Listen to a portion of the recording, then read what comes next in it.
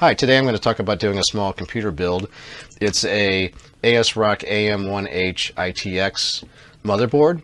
It's a thin mini-itx motherboard, and the reason I went with this is several reasons. One, it's small, and I'm replacing a couple laptops in my studio. And what I wanted to do is, I actually made a build of this for an HTPC, a home theater PC. I did an Instructable on that, and I'll leave a link in the comments for that. But one of the key things I really liked about this is it has a 19-volt power supply input. It's a fully functional motherboard, as you can see, or not see. But I liked having that motherboard type power connection because basically you use a block like that and you don't get any noise from a fan or anything, and certainly it runs cooler as well. Performance-wise, these are great for general computing.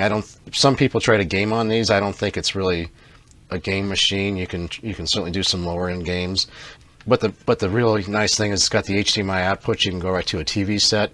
In this case, I'm going to go into an old monitor I'm going to be using over here.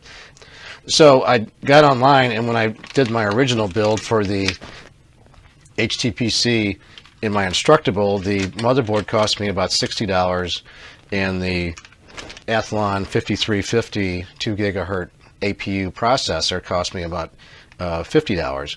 When I got on, and that was about 4 or 5 years ago, so when I got online thinking I was going to do it here in 2018, I got online, and these boards that used to go for $60 are now going for well over $100 to $200. I'm not sure why that is. I guess maybe because they're so popular because of that one little power supply there.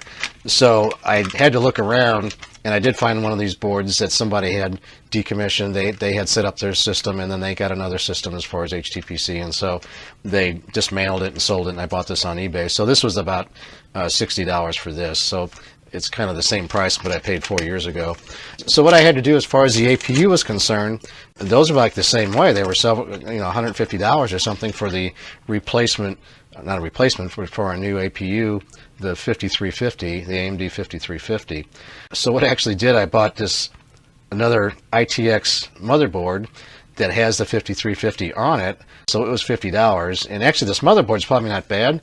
The problem is it doesn't have the 19-volt DC power in on it, so I'll probably end up selling this. It looks like a nice board though, so maybe I can save it and use it for something else, but I really want to get that processor off of here and put it onto this other board. This unit also came, let's see, this is an Asus AM11-A. I'm not familiar with this. I have not used it, so I can't really speak to what its performance is. It looks like it's a full complement, about the same as this ASRock is. It has similar outputs on both of them. This used one, I guess they're both used, but this one, the Asus did have 2 gigabytes of RAM on it with it. So my HTPC in the Instructable has 4 gigabytes. That seems to be 4 gigabytes seems to be a good amount. I'm thinking of going with 8 gigabytes on this machine. I'm not going to really doing any processing. It's mostly for YouTube work and downloading to Audacity some of my music files and things.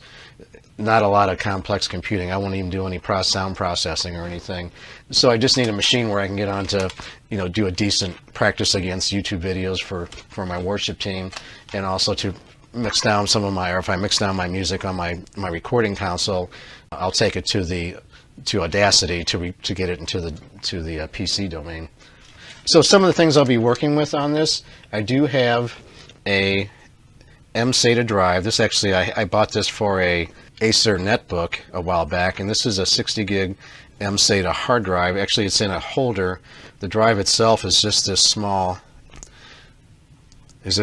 block up here. This is actually an adapter, the rest of this, so it plugs into a SATA type connector. I'm going to use this as my solid state drive because I already had it. It didn't really help the performance of the netbook. Those netbooks are really super underpowered.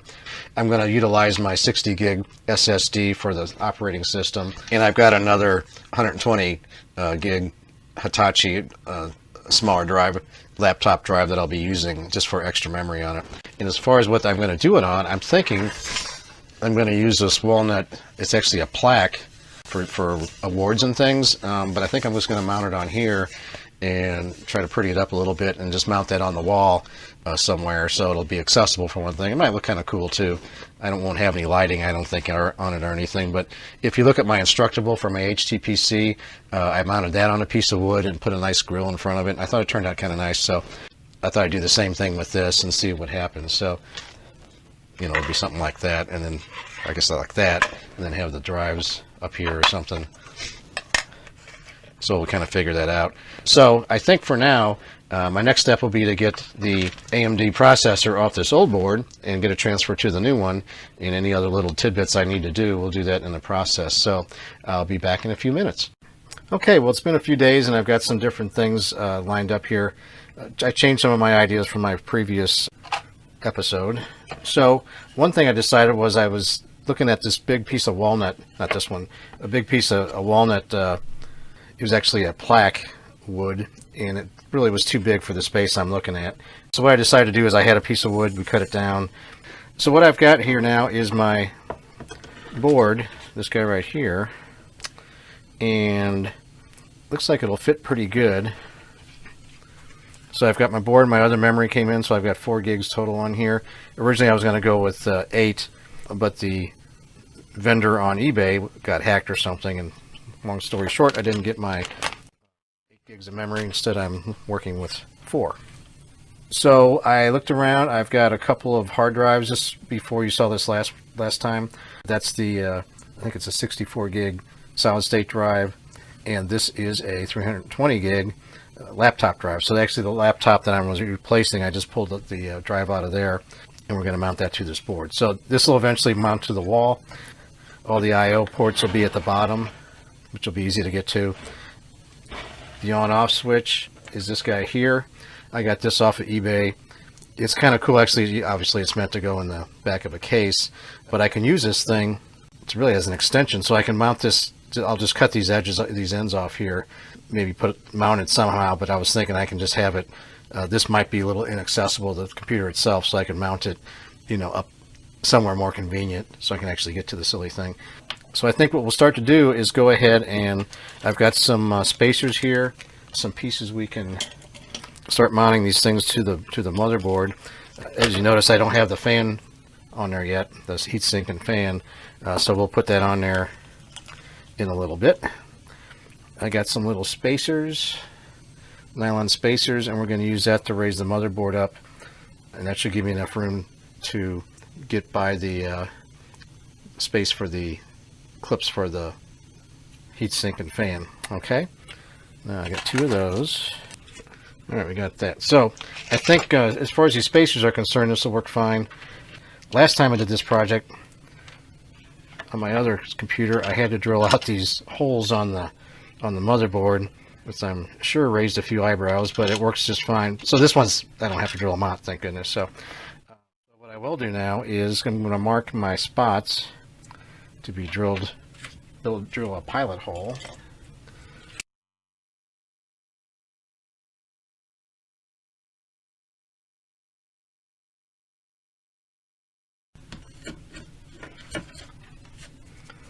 So if you notice, I'm keeping these connected. They're kind of a couple of these were pretty tight connectors, and I'll talk about them in a little bit here. Let's get you started.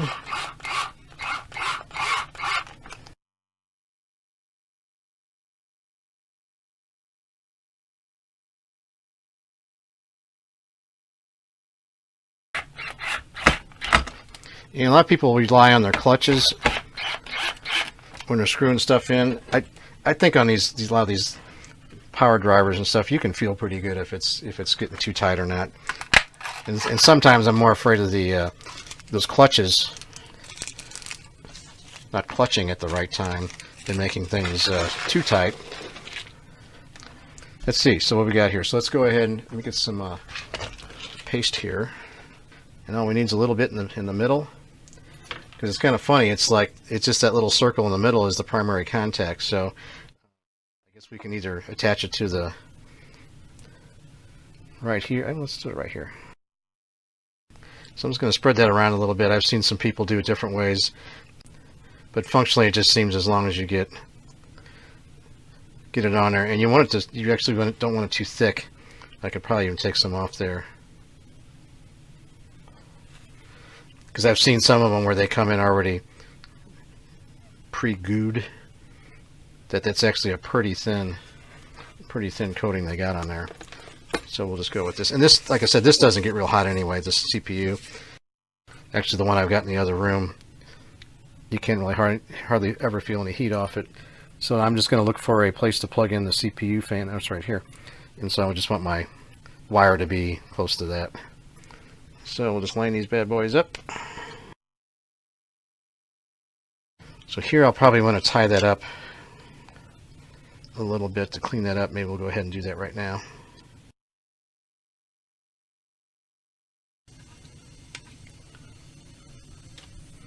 Okay, so that takes care of the motherboards mounted.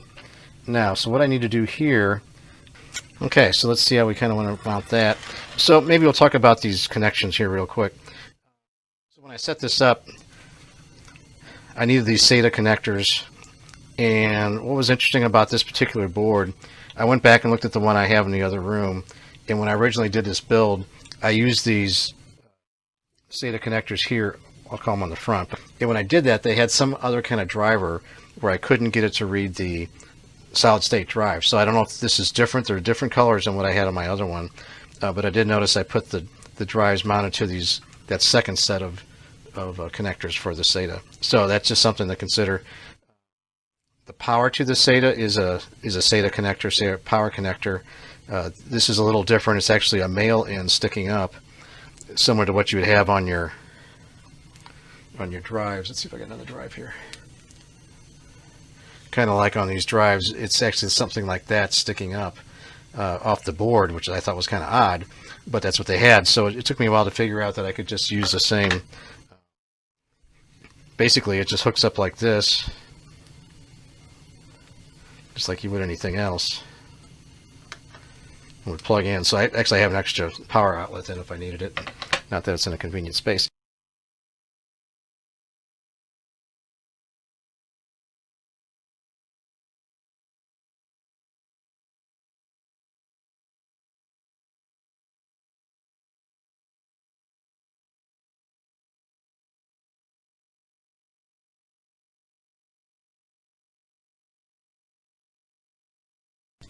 And I got this on the top. You can kind of see I'm having the wires actually hang over that. It's a little neater, and it's plus it's about the only way I can get it to work. So we'll just go with that. All right. So essentially, right now we're pretty much ready to hook it up. Hopefully, so this is the driver. This is the power I had on my other laptop that was hanging up here. And what do you know? It fits. All right.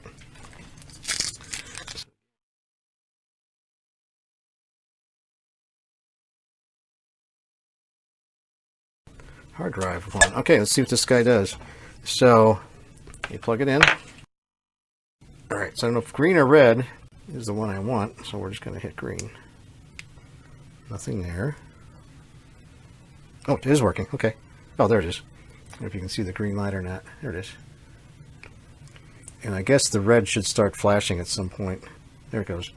Yeah, I don't know if you can see that or not. I got probably to turn off some of these lights. There it is. So anyway, so this is kind of cool. So I can take this and pretty much, mount that anywhere that's convenient. So that actually worked kind of good. I was kind of worried about where I would have my on-off switch, and I was thinking of mounting them to my board here, but that's just not going to work. So this is good. Let's hit the reset button and see what that does. I guess that's the red button. Okay, whoop. So that stopped for a second. The fan did, and then picked up again. Oh, guys, moving some air. I can feel that pretty good. So it looks like we're pretty much ready now to put it somewhere and load up Windows and the rest of my software. And so to turn it off in this configuration, right now we'll just unplug it. Okay, so here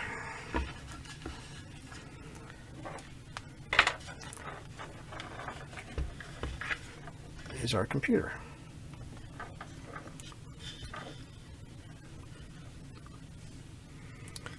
And I might just leave those cables out like that. I'm not sure. I guess we can squish them down or something if I need to. We'll see how that affects the wires. And so from the top,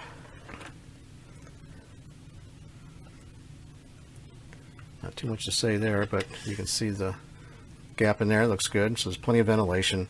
And again, I think when you're sitting like this, you got airflow coming through here. There's nothing slowing down the air at all. I think these are, having an open air PC like this is not a problem. Okay, we'll see you in a bit when we start getting the software to start, or the operating system to load up. All right, so it's the next day, and I was able to get all the connections made and get this thing hung up on the wall. We've got the cables connected, and we were able to turn it on. And what do you know? Windows 10 was still on that little SATA drive, and it booted right up. So that certainly saves a lot of time. I'm going to go ahead and turn this thing on. So we've got this little power button, like I was showing you before. Here you go. And we'll hit the green button as power, and it boots up pretty quick. So this was nice. Before, when I did this on the other machine, they had the same motherboard.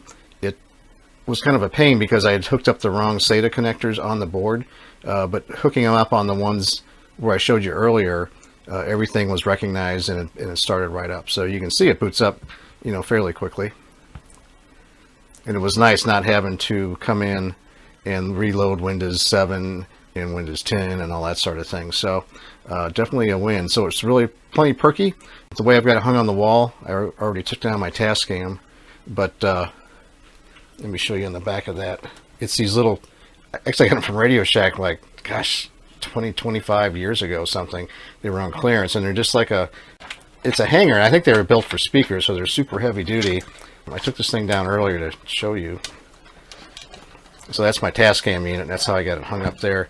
But the task cam's got the corresponding piece on the back of it, and so it's real easy to hang up. I don't know if I can do this one-handed or not. Hey, what do you know? Yeah, that worked good. Okay. There you go. There's nice and straight. All right. So I got this all loaded up, got the drivers downloaded. They loaded right up. I found that other 320 gig hard drive. Again, that was recognized right away. That did have a Windows 10 install on it. By default, whatever, it recognized the SSD as the default drive, so it went right to that, which is nice. Yeah, so this thing's working great. I'm looking forward to work with it. It's actually super quiet, a lot quieter than the laptop I had there before, and it's a lot cooler too. So the other one was putting out a fair amount of heat, but this thing is, gosh, there's just no heat whatsoever on it. So it definitely has worked out well. Okay, I wanted to spend a few seconds and look at the original build I did on this with this same motherboard in CPU, APU. This is mounted on the wall, again, as the other one is. I do have a screen over the front, a grill type thing that came off a guitar amplifier, and I just kind of reutilize that. But you can see the motherboard in there. This is mounted to the wall. It's actually, this board is screwed into a stud, so it's not going anywhere. It's got a solid state drive. I think it's like a 60 gig as well. It's got 4 gigs of RAM, just like the one we just built. And it's pretty much the same. On the bottom here is where all my ins and outs are, and basically that all goes to the wall.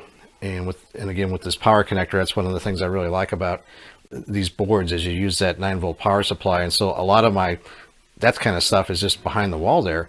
As far as my on-off switch and reset buttons, I've got an on-off here and a reset over here. Where is that guy?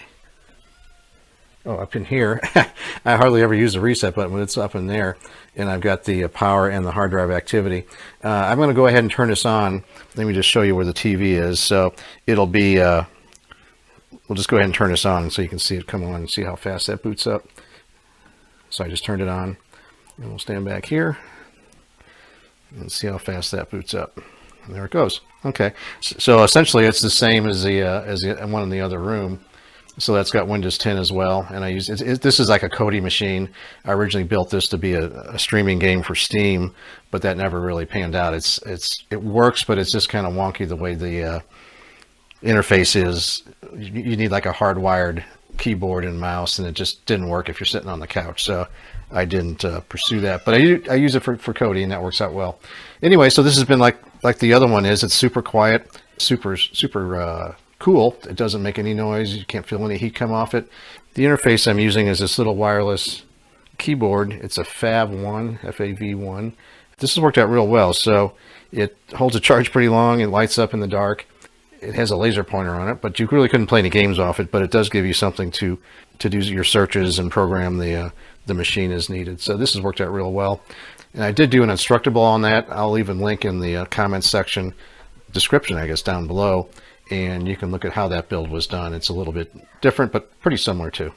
Well, I hope you enjoyed today's video using the ASRock AM1H-ITX motherboard and the AMD 5350 CPU. I really enjoyed this little combination of CPU and motherboard. It's quiet, it's cool, and it's great for general computing. If you have something like this you need for just some general computing around the house, this might be something you can look at. If not the one with the 19-volt power supply, maybe another ITX that has the traditional power supply might work for you as well. If you have any questions or comments, please feel free to leave them in the comments section below. And please thumbs up if you like this. And if you really like it, then maybe you can subscribe. So thank you very much.